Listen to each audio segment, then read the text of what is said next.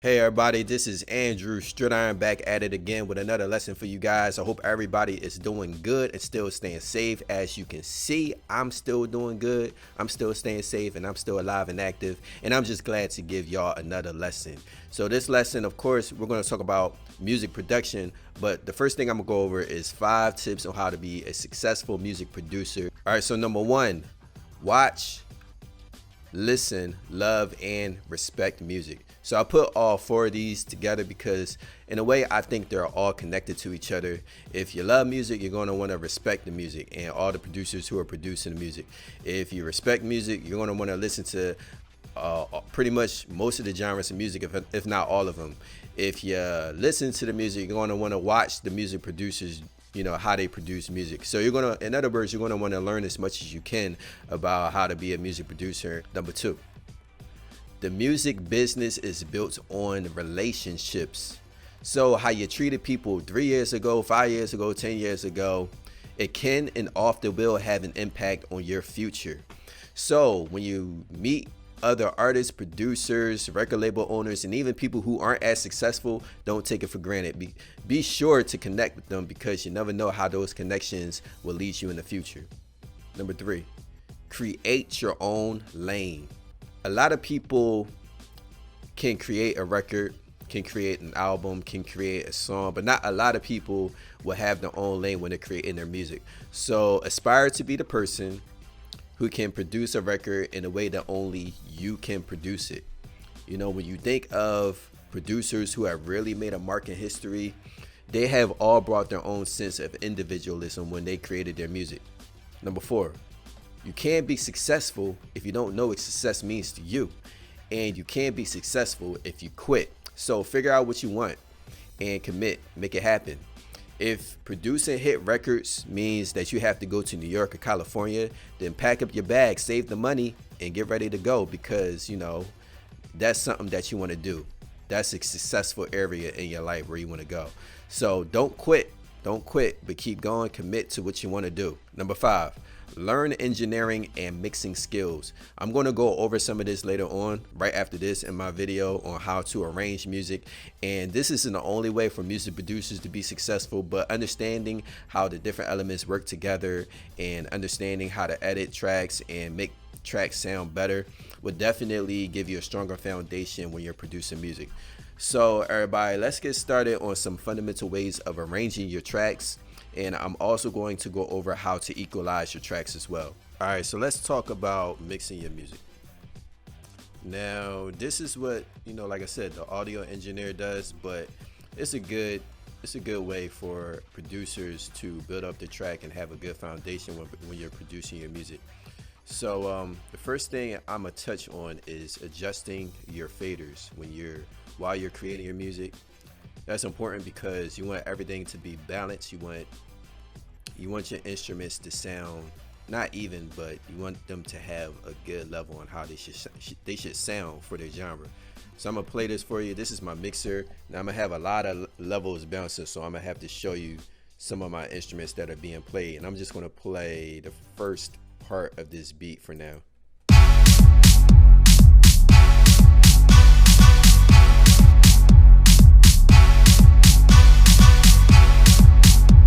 Alright, so we're going to take a look at some of these instruments. So I have the kick drum right here that's playing. I have a snare that's playing, and I have a bass that's playing.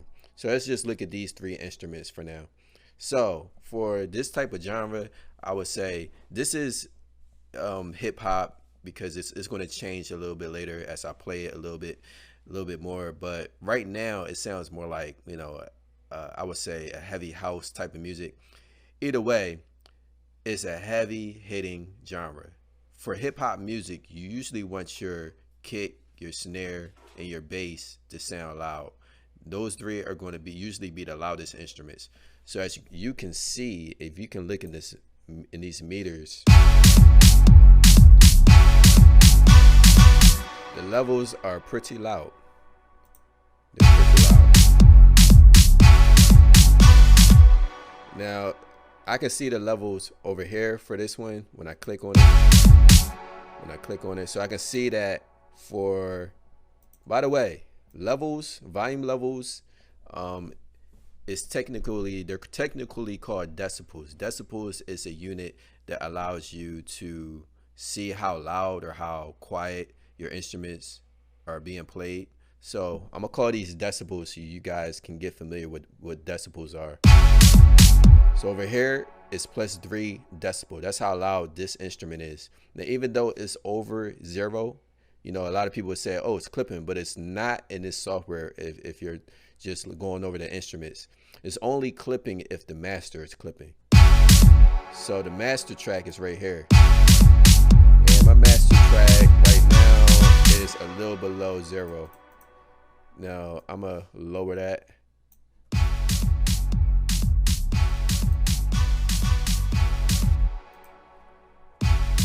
So right now it's at -9, so that's good.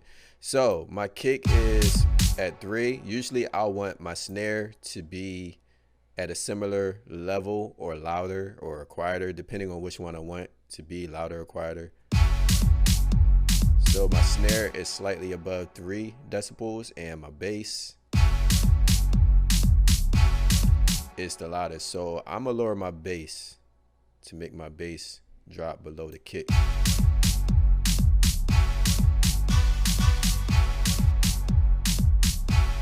All right, so now my kick is at, my bass is at unity, which is 0 decibels.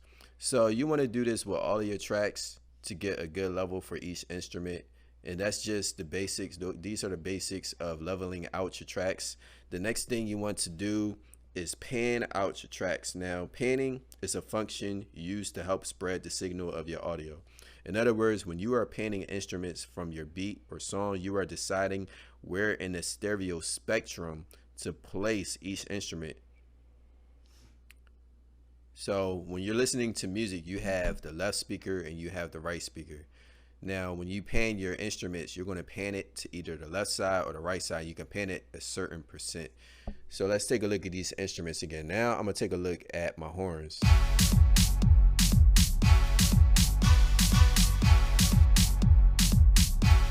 So I have actually one horn playing right here.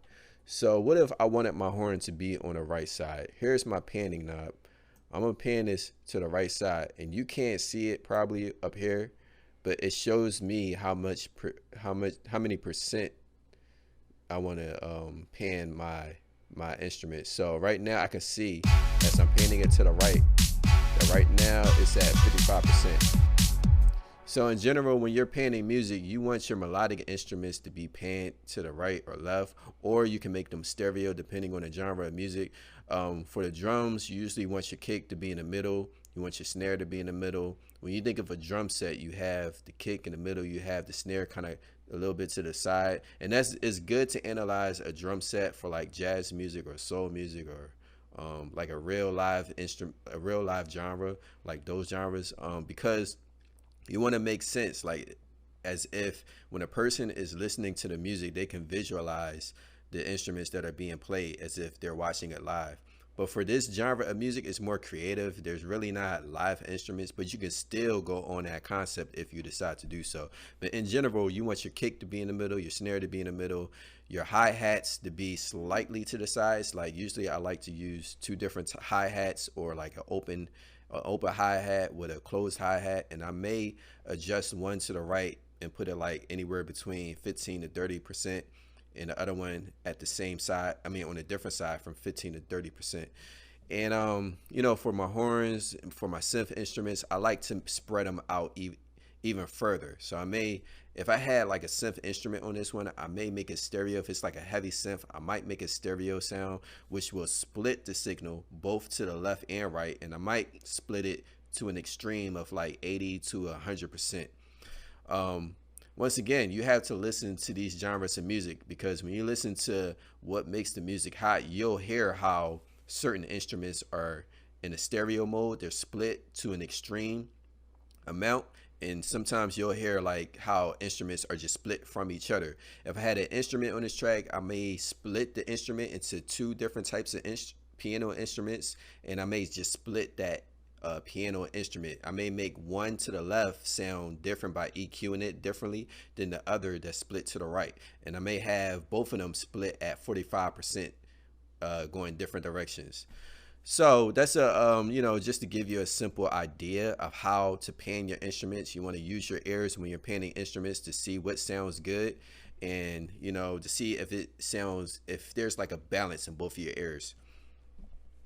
All right, let's talk about equalizing. So what is equalizing? Equalizing allows you to boost or cut a particular frequency or a range of frequencies in a frequency spectrum.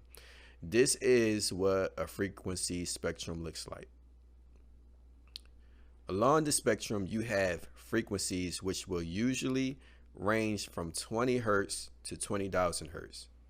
Side note, humans can roughly hear frequencies between 20 hertz to 20,000 hertz. Any sound that human ears perceive sits somewhere in that frequency spectrum. So this skill set of equalizing instruments is a very helpful skill set for producers, because when you layer multiple instruments on top of each other, you start to get this muddy sound, and you want to know how to cut out some of that muddiness from certain instruments to allow other instruments to cut through. So it takes a trained ear to be able to EQ levels out really well for different instruments. You have to get used to hearing the frequencies of different instruments, and you have to know what frequencies sound like. Let's take a look at my snare, for example, and I'm going to bring up my parametric EQ. This is called a parametric EQ. There's different types of EQ systems, and this is called a parametric. You're able to see the signals hit on this snare as it's being played. Now you may not be able to see, I'm gonna make this larger, but you may not be able to see my EQs down there. They're so small in the software, but 20 hertz is right here. 20,000 hertz, you can't, it's not even noted on this one, but it's all the way at the end. It's just down here. They have 10,000 hertz right here. So 20,000 hertz is past this line. Now you can see where the snare is heavy on this parametric EQ system. And I know, like, if you know what snares sound like, if you know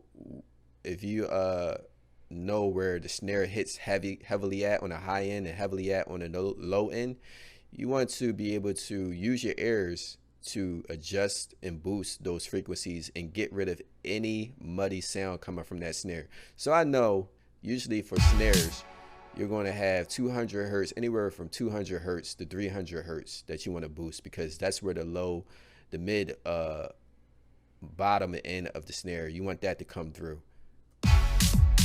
So let me see if I can actually mute this.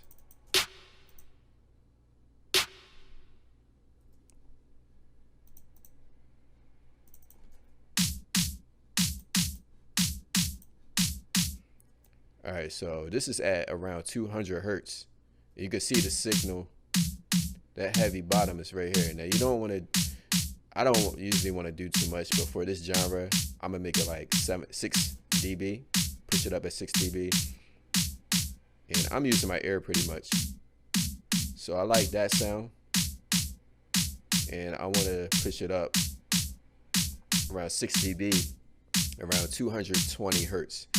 The high end, now I'm going to change this because I know I want my high end for the snare, usually for snares to be around 10,000 hertz. That's where you hear more of the snap, the high snap of the snare. And I'm going to then this frequency a little bit, so I want to just zoom in more on that frequency. This is the treble frequency, and a lot of times you want to boost a little bit around 3,000 to 5,000 hertz. And the muddiness for snares is usually around 800 hertz. Now if I boost 800 hertz, you're going to, if you can hear it, you can hear some of the muddiness.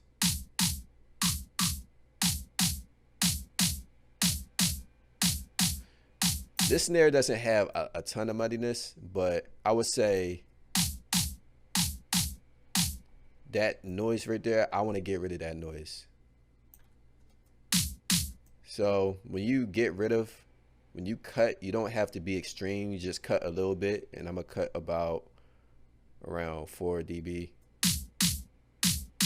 You don't have to be extreme when you're boosting this stuff too. Same thing for these other instruments. You have to know how to EQ your instruments, and you have to use your ears when you're EQing them and see.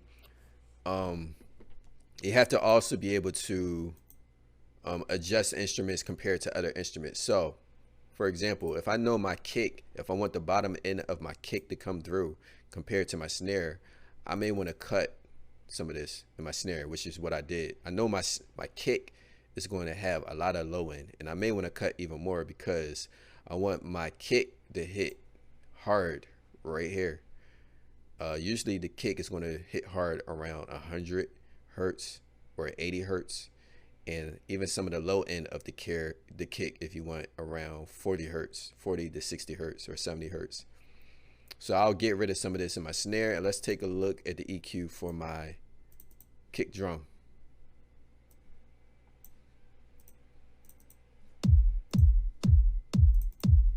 Now, this is my kick drum. So I was a little extreme, but well, maybe not. I have about 8 dB up boosted on 85 hertz for my kick, and I push some up even at 61 hertz.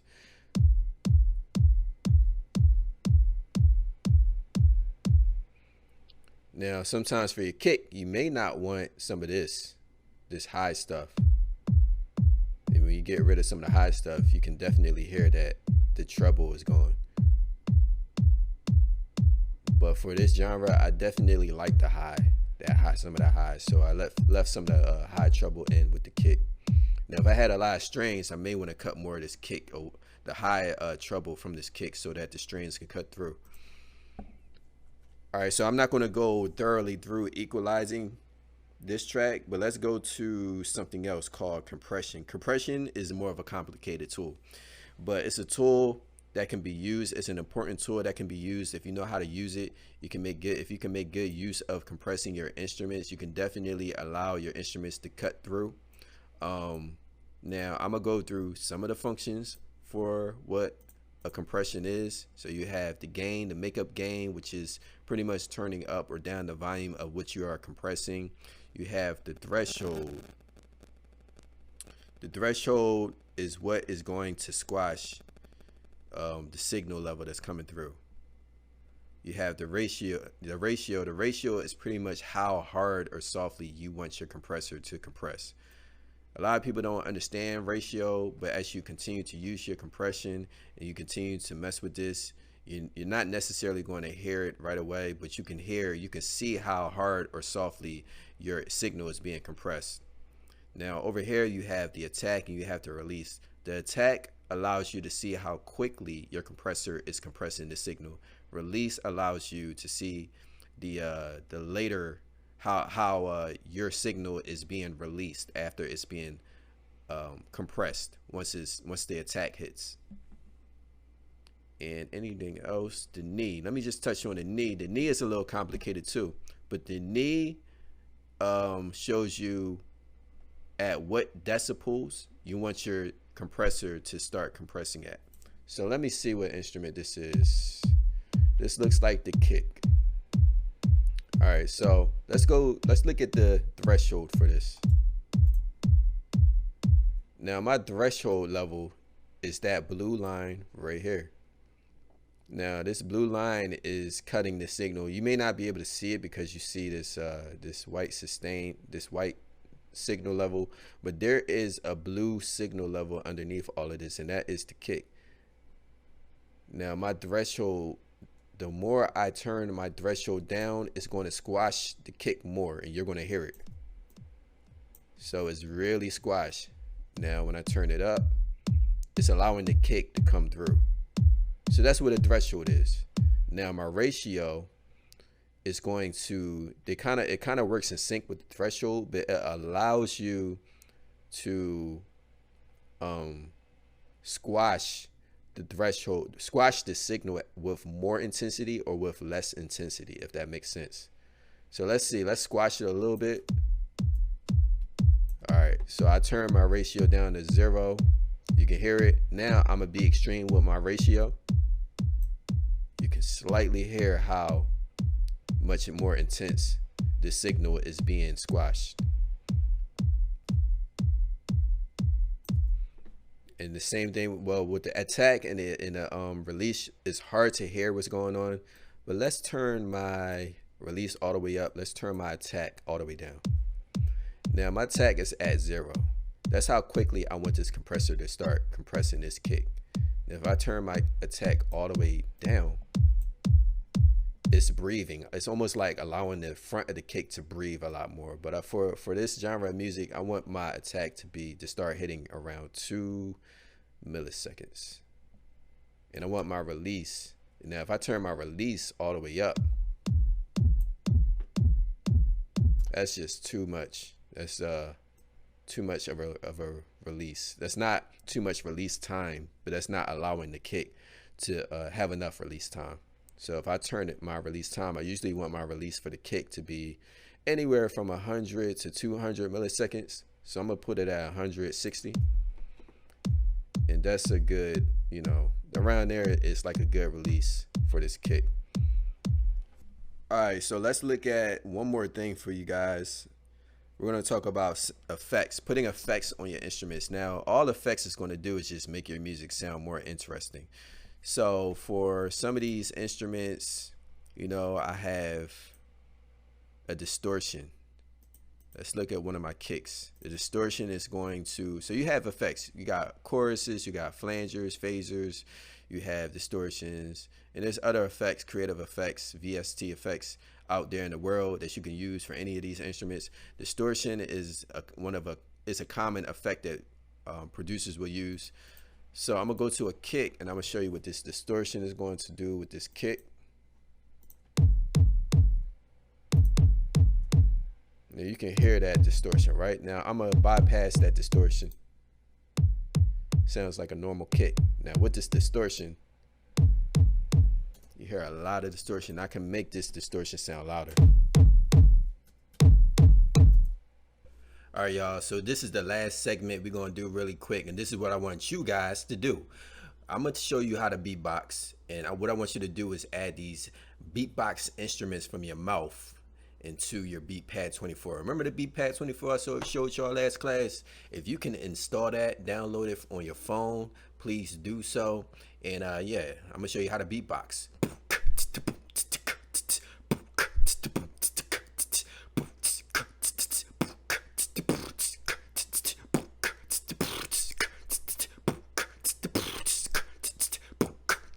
All right, so let's go over 3 of the instruments, and I want you guys to add a kick, a snare, and if you want, add a hi-hat into your phone and put it on the BeatPad 24. So let's start with the kick. So the way you make your kick sound with your mouth, you ball your lips up, almost like this. Not necessarily, but you put your lips together, and almost as if you're going to say any word that starts with the letter B. So you push the air out from the middle of your lips. Bats, basement, Beethoven. And that's how you make a kick sound. Push the air out from the middle of your lips. All right, with the snare, there's 2 ways to make a snare noise. You can make it with the C noise, or you can make it with the P noise. So I use both. The C noise is what I was using earlier. So almost as if you're about to say cats. So the air is coming from the back of your mouth above your tongue and the top of your mouth. That's the snare. So the other way to make a snare noise is if you're going to say any word that starts with the letter P. And a lot of times I'll push the air from the side of my mouth, or you can push the air from the middle of your mouth. From the side of my mouth, it looks like this. From the middle of your mouth, almost like you're about to spit. So the hi-hat, you are going to make that noise with your tongue and the top of your gum or your teeth.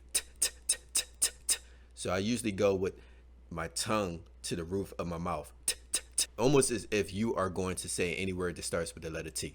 All right, so I hope you guys got that quick lesson of beatboxing. If you already know how to beatbox, then you are already ahead of the game.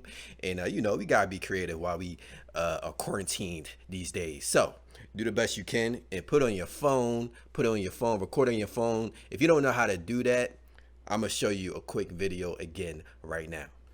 All right, so here is my beatpad 24. So in order to record on your phone, first you wanna go to editor. Then you want to go to load sound. Then here, I'm going to turn my phone this way so you guys can see straightforward. You want to go to mic record. This is where you record any of your audio. So you press record. Press stop. There's the audio. Make sure you cut out the unwanted noise. So just get the noise that you want. And then when you press check mark, this is what happens. It goes to the pad that's already selected. So put all three, kick, snare, hat, wherever you want to put it at, and it will load here.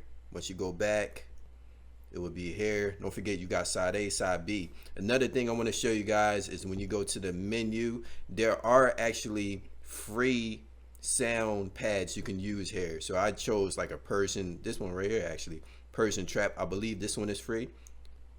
So I already downloaded this. It will say download below. Probably can't see that because of my light, but below mine says open because I already downloaded it. If it says get, you have to pay for it, so don't worry about those. So yeah, it's good to know that they have other free ones because the one that's already on there, it's not that good. All right, so there you go. Be creative. The whole point of this is to see how creative you can get. And you know, you never know what resources you may use when you're creating beats, when you're producing music with other artists. So this beat pad just allows you to get your hands, get your mind thinking, and I just want to see how creative you can get. Because when you're a producer, you got to create. You got to use your creative mind to just come up with stuff. So have fun, beatbox, and you know, if you want to send me a loop of a beatbox loop that you made with your mouth, please do so. Please send that to the email as well. But for the most part, you know, let me hear something out of your beatpad 24 with the beatbox noises that you made and send it to Projects Create email, and let's see what you guys create. I want to collectively put these all together so you all can actually see what your classmates made as well. All right, have fun, be safe.